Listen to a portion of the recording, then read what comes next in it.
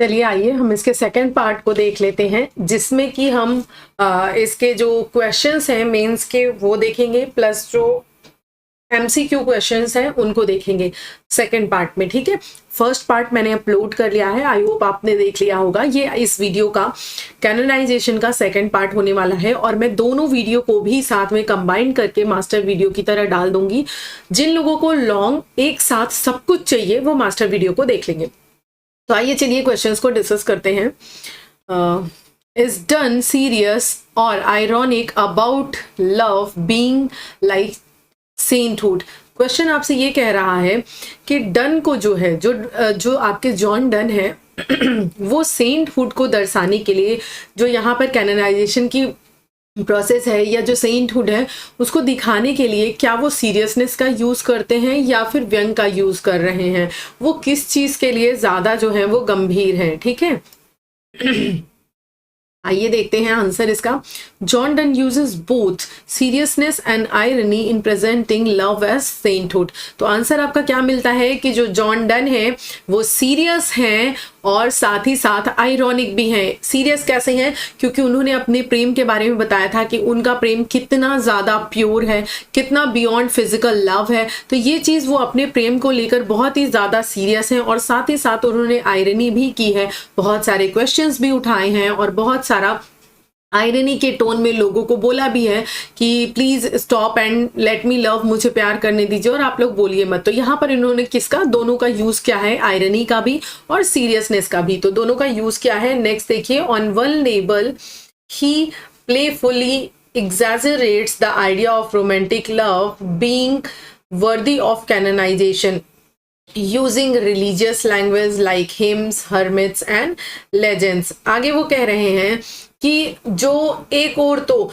उन्होंने किन किन चीजों का यूज किया है, हिम्स का यूज किया है, हर्मिट्स का यूज किया है, हर्मिट के बारे में बात किया था, एंड लेजेंड्स के बारे में बात किया था। तो इन सारे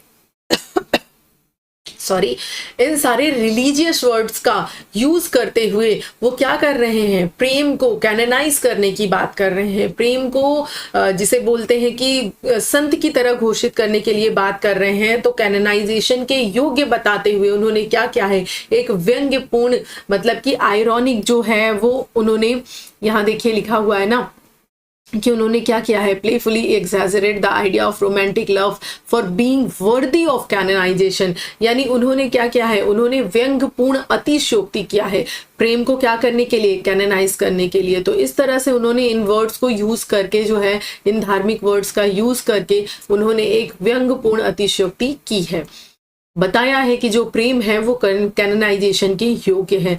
दिस सजेस्ट आयरनी, ये क्या सजेस्ट करता है, आयरनी को सजेस्ट करता है as sainthood is usually reserved for spiritual devotion. जैसे कि आपको पता है कि जो सेंटहुड होता है वो किस चीज के लिए रिजर्व होता है, वो स्पिरिचुअल डिवोशन के लिए आता है ना।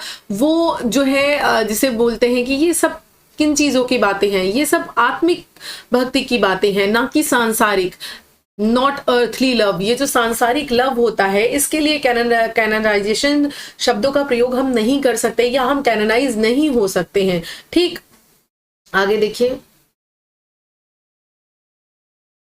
yet beneath the irony lies a silence belief that love can possess divine qualities, passion, sacrifice, unity, ठीक, एंड ट्रांसीडेंस। आगे वो ये कह रहे हैं क्योंकि संभवतः जो जिसे कहते हैं कि ये जो व्यंग वो कर रहे हैं, इस व्यंग के पीछे उनकी एक जो जिसे बोलते हैं गहरी सोच एक छुपी हुई है। क्या गहरी सोच छुपी हुई है कि love can process divine quality. Love के अंदर भी क्या हो सकता है, डिवाइन क्वालिटी हो सकती है। लव के अंदर भी क्या है, गंभीरता छुपी हुई हो सकती है। और इस सच को बताने के लिए वो क्या कर रहे हैं, उन्होंने प्रेम में बताया है कि प्रेम में सैक्रिफाइस होता है, पैशन होता है, एक जिसे कहते हैं आध्यात्मिक ऊंचाई होती है। तो ये सब कुछ उन्होंने एक डिवाइन क्वालिटी किसकी, लव की बताई है। ठीक, लेकिन इस व्यंग के पीछे एक गहरी गंभीरता भी छुपी है। डन सच में मानते हैं कि प्रेम में त्याग, एकता और आत्मिक ऊंचाइयां होती हैं। ये उनका मानना है, तभी तो उन्होंने बताया है कि उनका जो लव है वो बियॉन्ड फिजिकल है, और साथ ही साथ उनका लव इस लेवल का है कि उनके लव को जो है कैनोनाइज किया जाना चाहिए। अगर इस फिजिकल वर्ल्ड में जगह नहीं मिल सकती तो अपने लव के लिए जगह जो है वो अपने पोइट्री के माध्यम से ही ढूंढ लेंगे और अपने सोनेट्स के घर में रहकर ही खुद को अमर कर जाएंगे। Done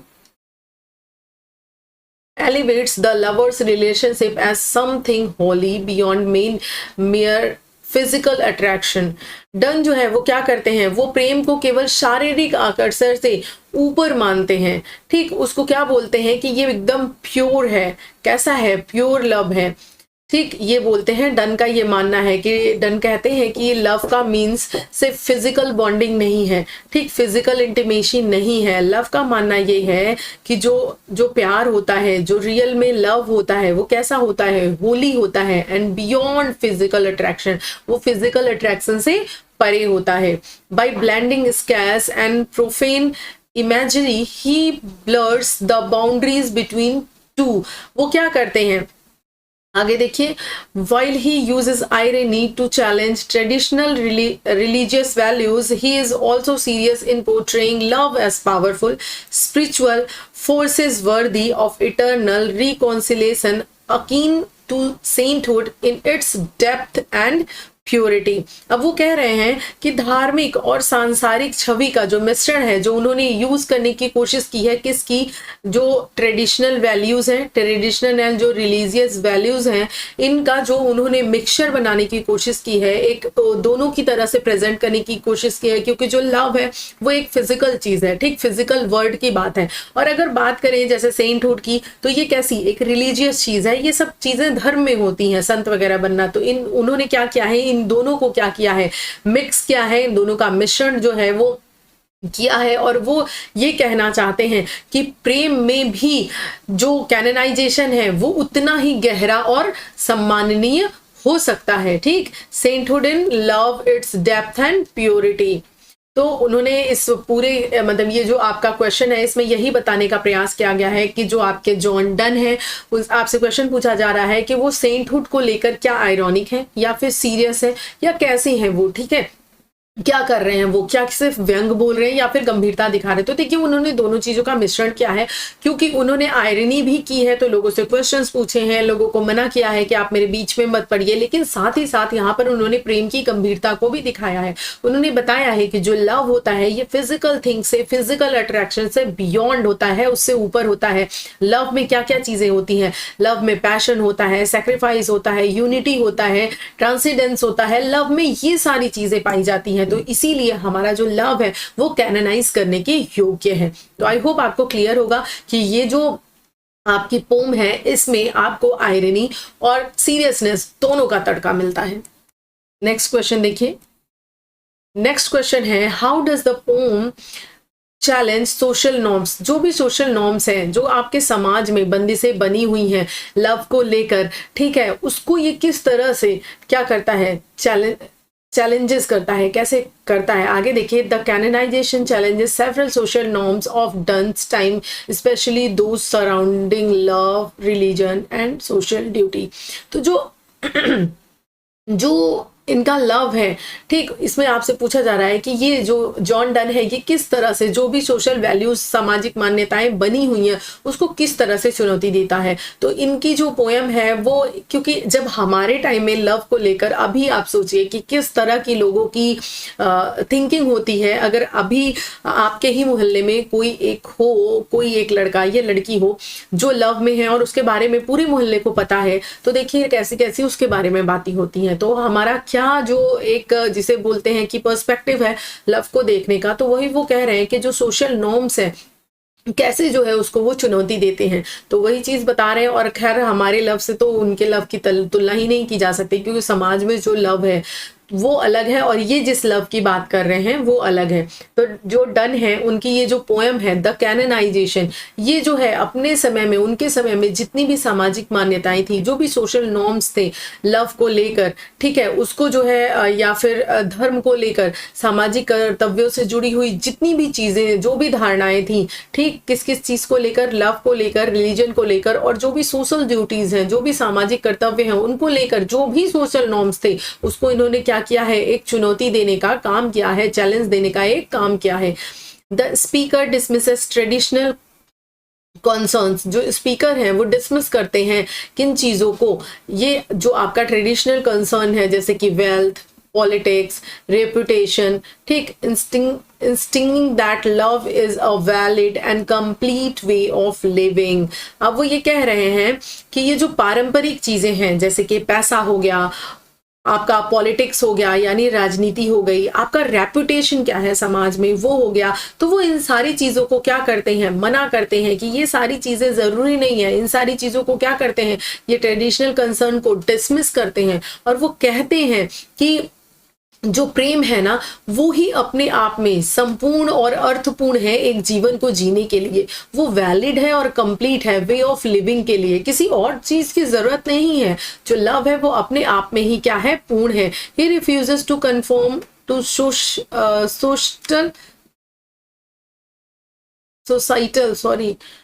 he refuses to conform societal expectations, suggesting that religious love can just be meaningful as public achievement. Dunn also distributes religious norms by comparing secular love to scared sainthood, implying that love, often seen as worldly or sinful, can be pure and divine. आगे वो कह रहे हैं कि वो समाज की अपेक्षाओं से, जो भी समाज की एक्सपेक्टेशंस हैं, अपेक्षा मीन्स एक्सपेक्टेशन, जो भी सोसाइटल एक्सपेक्टेशंस हैं, सोसाइटी जो भी एक्सपेक्ट करती है, तो उन सारी एक्सपेक्टेशन से वो क्या करते हैं, हटकर जो है उस पर असहमति जताकर वो क्या सिद्ध करने का, क्या प्रूफ करने का प्रयास कर रहे हैं कि जो पर्सनल लव होता है, ठीक है, जो लव होता है, जो निजी लव है, उसमें भी उतना ही महान हो सकता है जितना सार्वजनिक उपलब्धियां, यानी कि जो पब्लिक अचीवमेंट्स हैं, जिसको कि हम बहुत मीनिंगफुल समझते हैं कि हमने सोसाइटी में बहुत पैसा कमा लिया, बहुत नाम कमा लिया, ओहदा कमा लिया, तो ये जो पब्लिक अचीवमेंट्स है ना, ये जितनी ज्यादा मीनिंगफुल है, उतनी ज्यादा मीनिंगफुल क्या है, रोमांटिक लव भी होता है। वो यही बताने का प्रयास कर रहे हैं कि जो रोमांटिक लव है, जो निजी प्रेम है, वो भी उतना ही महान है, उतना ही वैल्यूएबल है जितनी कि जो भी आपकी पब्लिक अचीवमेंट्स है। आप जी अचीवमेंट्स की बात कर रहे हो कि सोसाइटी में आपकी क्या वैल्यू, क्या रेपुटेशन, क्या पोजीशन होनी चाहिए, बिल्कुल उसी तरह से रोमांटिक लव भी जो है वो महान है। ठीक, आगे देखिए, ये जो धार्मिक जितनी भी जो सोशल नॉर्म्स हैं, उनको वो क्या करते हैं, चुनौती देते हैं, और जब वे प्रेम, सांसारिक प्रेम को आध्यात्मिक संतत्व के समकक्ष रखते हैं, वो क्या करते हैं, जब भी किसी फिजिकल चीज को रिलीजियस चीज के बिल्कुल पैरेलल में रखोगे, तो आप क्या कर रहे हो, उसको चैलेंज ही तो कर रहे हो, उसको चुनौती ही तो दे रहे हो। तो वो क्या करते हैं, इन चीजों को क्या करते हैं, बिल्कुल पैरेलल रखते हैं। उसके बाद देखिए, by celebrating private emotion over public duty and elevating erotic love to a spiritual plane, Dunn redefines what is worthy of admiration and reverence, positioning love as a noble, almost rebellious act against societal conventions। आगे वो क्या कह रहे हैं कि जब वे ये दिखाना चाहते हैं कि जो प्यार है वो क्या होता है, अक्सर जो है वो क्या माना जाता है, सिंफुल माना जाता है, वर्डली माना जाता है। ये जो लव है वो कैसा होता है, सिंफुल और वर्डली, यानी कि सांसारिक और पापमय माना जाता है। जबकि उनका कहना क्या है कि प्रेम कैसा होता है, वो प्योर और डिवाइन होता है। ठीक है, वो ये दिखाने का कोशिश कर रहे हैं कि जो लव है वो कैसा होता है, बिल्कुल प्योर और डिवाइन होता है, ना कि संसार इसे जैसा मानती है, जो सोशल नॉर्म्स है वो इसे वर्डली और सिंफुल मानते हैं, पापपूर्ण मानते हैं। बल्कि प्यार ऐसा नहीं है, प्यार तो प्योर और डिवाइन है। इस तरह से वो क्या कर रहे हैं, प्रेम को एक सम्मानजनक विद्रोह के रूप में क्या कर रहे हैं, प्रस्तुत कर रहे हैं। ठीक, ऑलमोस्ट, ये देखिए। तो इस क्वेश्चन के माध्यम से इसमें आप क्या जस्टिफाई कर रहे हो, इसमें आप ये जस्टिफाई कर रहे हो कि जो भी सोशल नॉर्म्स हैं, जो भी तरीके हैं कि हमें समाज में एक ओहदा बनाना चाहिए, हमारे पास क्या होनी चाहिए, पॉलिटिक्स, वेल्थ एंड रेपुटेशन, ये सारी चीजें समाज में जरूरी होती हैं, तभी एक इंसान को बेहतर माना जाता है ना, तभी उसका कुछ पद माना जाता है। तो ये सारी चीजों को वो कह रहे हैं कि आप इसी को महान मानते हो, बल्कि मैं इन सारी चीजों का खंडन करता हूँ। इन सारी चीजों से महान क्या है? प्यार है, लव है, प्योरिटी है, उसके अंदर एक डिग्निटी है, ठीक है, एक प्योरिटी है, एक डिग्निटी है प्यार के अंदर। तो यही उन्होंने बताया है, और सामाजिक जो भी नॉर्म्स हैं उनको, उनका पूरी तरह से जो है वो खंडन किया है, उसकी चुनौती की है। आगे ये तीसरा क्वेश्चन है, और अब हम एमसीक्यू को डिस्कस कर लेते हैं, क्योंकि ऑलरेडी हमने 2 क्वेश्चन को डिस्कस कर लिया है। आपके सामने ये है, अगर आप देखना चाहो तो इसको देख लेना। इसमें यही कहना चाह रहे हैं कि what does it say about the power of poetry, यानी कि ये जो पोएट्री है आपकी कैनोनाइजेशन, ये पावर ऑफ पोएट्री के बारे में क्या कहना चाहती है। अब इसको आप पढ़ लीजिएगा, मैं इसका आपको एक समरी टाइप का बता दे रही हूँ। इसमें एक्चुअली वो दिखाना चाहते हैं, आपको ये जस्टिफाई करना है जॉन डन के बारे में, क्योंकि जॉन डन ने कहा था ना कि आप मुझे टॉम नहीं दोगे, आप मेरे लिए शव यात्रा नहीं निकालोगे महान, आप मुझे फिजिकल चीजें नहीं दोगे, लेकिन मैं ये जो सोनेट का रूम बना रहा हूं, इसके माध्यम से, अपनी पोएट्री, अपने वर्ड्स के माध्यम से मैं क्या कर सकता हूं? बिल्कुल अमर हो सकता हूं, मुझे सम्मान मिल सकता है, मेरे प्यार को भावनाएं मिल सकते हैं, मैं अपने प्यार को कैनोनाइज कर सकता हूं इन वर्सेस के थ्रू। तो ये पोएट्री की शक्ति है, जो मुझे ये सांसारिक चीजों से नहीं मिल सकता, वो मुझे अपनी पोएट्री की शक्ति से, वो प्यार, वो सम्मान, वो हमेशा के लिए अमृत जो है वो प्रदान हो सकता है।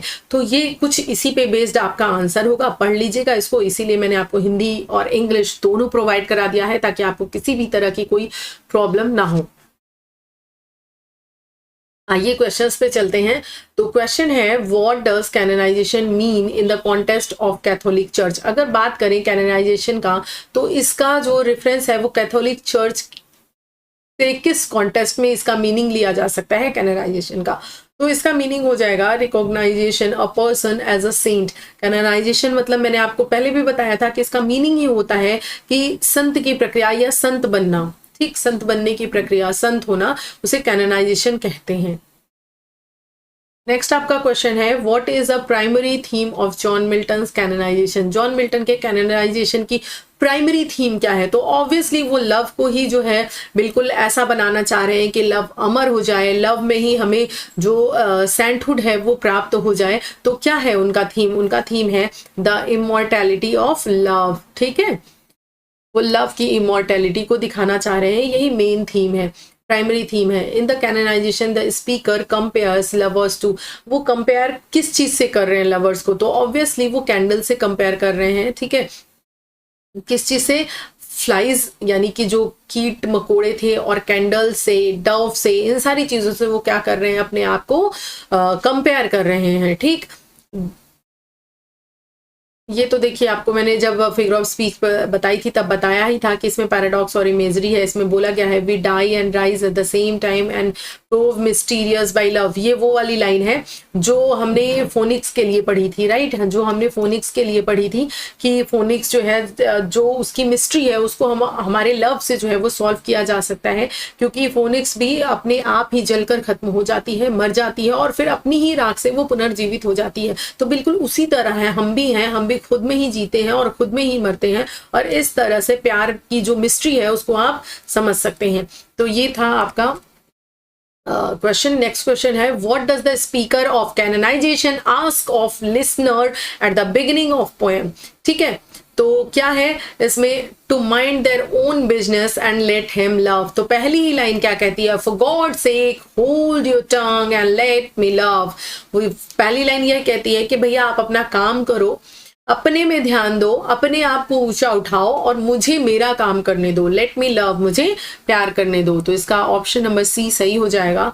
नेक्स्ट क्वेश्चन है आपका, what literary device is most prominently used throughout the canonization. अगर बात करें कि ओवरऑल, वैसे तो इसमें बहुत सारी फिगर ऑफ स्पीचेस का यूज हुआ है, ठीक है, पैराडॉक्स हुआ है, इमेजरी हुआ है, एल्यूजन हुआ है, लेकिन अगर आप बात करो सबसे ज्यादा किस फिगर ऑफ स्पीच का यूज हुआ है, तो ऑब्वियसली फिजिकल मेटाफिजिकल कंसीट का यूज हुआ है। क्योंकि इन्होंने क्या किया है, बहुत ज्यादा elaborated comparison किया है, ठीक। Done uses elaborated surprising comparison to expresses spiritual and romantic idea, romantic और spiritual idea को present करने के लिए उन्होंने बिल्कुल ही elaborated comparison किया है, ठीक।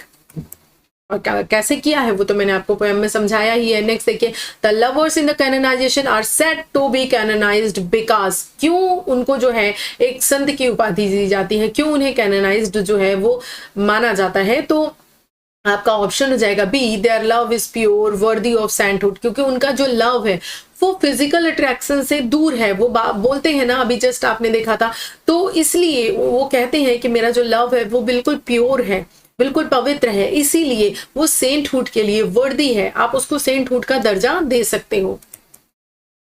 नेक्स्ट है, what tone best describe speaker's voice in the canonization, उनकी टोन क्या थी, तो अभी हमने डिस्कस किया था कि उनकी जो टोन थी वो आयरॉनिक थी, आर्ग्यूमेंटेटिव थी, वो आर्ग्यूमेंट करते हैं अपने लव को लेकर, संसार के जो भी सोशल नॉर्म्स हैं उनको लेकर, तो वो क्या करते हैं, आर्ग्यूमेंटेटिव होते हैं, आर्ग्यूमेंट करते हैं, आयरनी करते हैं, तो ये जो है ओवरऑल टोन रही है। What does the speaker suggest will happen to their love after death, क्या होगा भैया बताइए, तो वो क्या करेंगे, it will be written about and celebrated, देखिए लिखा है ना, and it unfit for tomb and here's our legend be, it will be fit for verses, तो वही वो कह रहे हैं कि डेथ, उनका डेथ के बाद क्या होगा, क्योंकि लोगों की तो डेथ के बाद टॉम बनती है, उनके लिए शव यात्रा निकाली जाती है, लेकिन हमारा क्या होगा, जो लेजेंड्स हैं उनका तो इसी तरह से होता है, उनकी डेथ के बाद उनके लिए अर्न में उनकी जो राख है वो रखी जाती है, बट हमारा क्या होगा, हमारे लिए तो भैया फिट फॉर वर्सेस, यानी कि हम किसके लिए फिट हैं, हम वर्सेस के लिए, पोइट्री के लिए ही फिट हैं, हम पोइट्री के माध्यम से ही क्या होंगे, डेथ के बाद, अपनी डेथ के बाद हम पोइट्री के माध्यम से ही क्या हो जाएंगे, सेलिब्रेट किए जाएंगे, अमर हो जाएंगे, सेंटहुड की उपाधि हमें प्राप्त हो जाएगी और हमें जाना जाएगा। तो the poem canonization contains how many stanzas, तो आपको पता है 5 स्ट्रेंजा हैं, ठीक है, आपको पहले ही मैंने बताया है। नेक्स्ट जो है आपका, अब हम करेंगे रेप ऑफ द लॉक, साथ ही साथ मैं आपको एक और इन्फॉर्मेशन देना चाहती हूँ, बहुत ज़रूरी है, सुन लीजिए। इन्फॉर्मेशन आपकी एक्चुअली ये है कि मैंने आपको विलियम शेक्सपियर, जॉन मिल्टन और आज जॉन डन को कंप्लीट करा दिया है, आप देख लीजिएगा, कोई कंफ्यूजन होगा कहीं पर भी तो पूछेगा ज़रूर, मैं आपको एक्सप्लेन करूंगी अगर ऐसा है तो। और वीडियो अच्छा लगा हो तो ऑलवेज लाइक कर दीजिएगा, शेयर कर दीजिएगा और सब्सक्राइब ज़रूर कर लीजिएगा, ताकि आप मेरा साथ दे सकें और मैं आपका साथ दे सकूं। तो मैं ये कह रही थी कि अगला जो 3 पोएम है ना, जैसे कि रेप ऑफ द लॉक है, और elegy written in country churchyard है, और एक है आपका टिंटर्न एबे, ये तीनों की तीनों पोएम बहुत ज़्यादा लेंदी हैं, बहुत ज़्यादा लेंदी हैं, तो उनके लिए मैं इतनी अट्रैक्टिव जो है वो पीपीटी आपके लिए नहीं बना पाऊंगी, क्योंकि मेरे लिए ये बहुत ज़्यादा टाइम टेकिंग प्रोसेस हो जाएगा। एंड मैंने आपको बताया है कि मेरा हेल्थ इशू है, ये सारी चीज़ें बहुत पेन होती हैं, तो लॉन्ग सिटिंग में काम करने पे, पीपीटी बनाने पे, क्योंकि मुझे लगता है कि अगर मैं रेप ऑफ द लॉक की पीपीटी बनाऊं, जो कि मैं मुझे लगता है मुझे पढ़ाने में ही 4 से 5 घंटे, 4 घंटे तो प्लस लगेंगे ही उसको कंप्लीट करने में, सिर्फ पढ़ाने में, अगर मुझे मटेरियल बन के मिल जाए तो पढ़ाने में 4 घंटे प्लस लगेंगे, क्योंकि बहुत बड़ी पोएम है, तो उसको मैं अगर टाइप करूं, पीपीटी तैयार करूं तो बहुत ज़्यादा टाइम चला जाएगा। इससे आपके जो वीडियोज आ रहे हैं उनका रिदम भी टूट जाएगा, क्योंकि फिर मैं आपको हर दिन एक वीडियो नहीं प्रोवाइड कर पाऊंगी, क्योंकि उसको बनाने में ही मुझे टाइम लगेगा। इसलिए मैंने सोचा है कि उसको मैं सिंपली आपको बहुत ही सिंपल पीपीटी पे उसको कंप्लीट कराऊंगी, आपको जो कंटेंट है उसमें कोई भी कमी नहीं मिलेगी, बिल्कुल अच्छे से एक्सप्लेन करूंगी। बस हाँ, ये जो थोड़ा सा अट्रैक्शन दिख रहा है वो थोड़ा कम दिखेगा, और वो सिर्फ इन्हीं 3 पोएम्स के लिए है बस, क्योंकि ये बहुत ज़्यादा लेंदी है। कौन सी, the rape of the lock, elegy written in country churchyard and आपका टिंटर्न एबे। हो सकेगा तो टिंटर्न एबे की बना दूंगी पीपीटी, बाकी इन दोनों की तो जरूर, क्योंकि ये दोनों बहुत लंबी हैं, तो इन दोनों की तो स्पेशली मैं जो है बहुत ही सिंपल सा बनाकर ले आऊंगी। बाकी ओवरऑल आपको जैसे यहाँ पर सारी चीजें मिल रही हैं, बिल्कुल उसमें भी वैसी ही सारी चीजें मिलेंगी। तो thank you so much and हाँ, happy Rakshabandhan to all of you. आप सभी लोग भाई बहनों का एक संदेश जो मन में हम जब बचपन में होते हैं, बहन माँ के गर्भ से जब पैदा होती है पहली बेटी, तो वो ईश्वर से भाई मांगती है, और भाई होता है तो उसे एक बहन की चाहत होती है। ये जो प्यार है, ये जो चाहत है, ये बचपन से हमारे मन में बहुत भर भर के रहती है। लेकिन बढ़ते समय के साथ, समय के अभाव के साथ, जो भी समाज में आगे निकल जाने की एक होड़ है जिसमें हम अपने आप को बेहतर बनाने में लगे हुए हैं, उसमें हमारे पास समय का इतना अभाव हो जाता है कि हम अपने अपनों को, जिसे कभी हमने ईश्वर से प्रेयर किया था कि वो हमारी लाइफ में आ जाए, उसके लिए समय नहीं दे पाते। तो अगर आप भी ऐसा कर रहे हैं तो बिल्कुल मत कीजिएगा, मेरी रिक्वेस्ट है आपसे, क्योंकि बहुत ही खास बॉन्डिंग, बहुत ही खास रिश्ता है।